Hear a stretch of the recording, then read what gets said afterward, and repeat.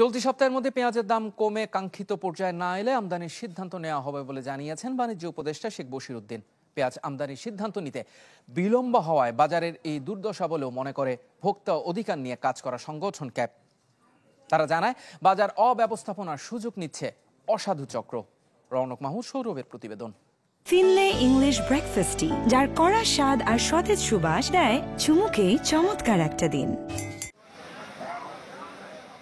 এ মাসের শুরু থেকে হঠাৎ করে বাড়তে শুরু করে পেঁয়াজের দাম। বর্তমান বাজারে কেজি প্রতি দেশি পেঁয়াজ বিক্রি হচ্ছে সর্বোচ্চ 120 টাকায়। টিসিবির হিসাব বলছে মাসের ব্যবধানে পণ্যটির দাম বেড়েছে 53%। প্রতি বছর এ সময়টায় আমদানি ও দেশি পেঁয়াজের যোগান নিয়ে দেখা দেয় নানা জটিলতা। ফলাফল, অকারণে হঠাৎই দাম বেড়ে যায়। এবারও তার ব্যতিক্রম নয়। তবে পরিস্থিতি সামাল দিতে এবারও শেষ সময়ে এসে আমদানির কথা জানালেন বাণিজ্য উপদেষ্টা। আর এরই মাঝে ক্রেতাদের পকেট থেকে বের হয়ে গেল অতিরিক্ত অর্থ। আমরা যতক্ষণ মনে করছি যে এটা যদি স্বাভাবিক অবস্থায় ফেরত আসে, আমরা আমদানির অনুমোদন দিব না। আর যদি এই সপ্তাহের মধ্যে স্বাভাবিক অবস্থায় ফেরত না আসে, আমরা আমদানি দিয়ে বাজার ব্যবস্থায়, সরবরাহ ব্যবস্থায় যোগানের উন্নতি ইনশাল্লাহ ঘটাবো।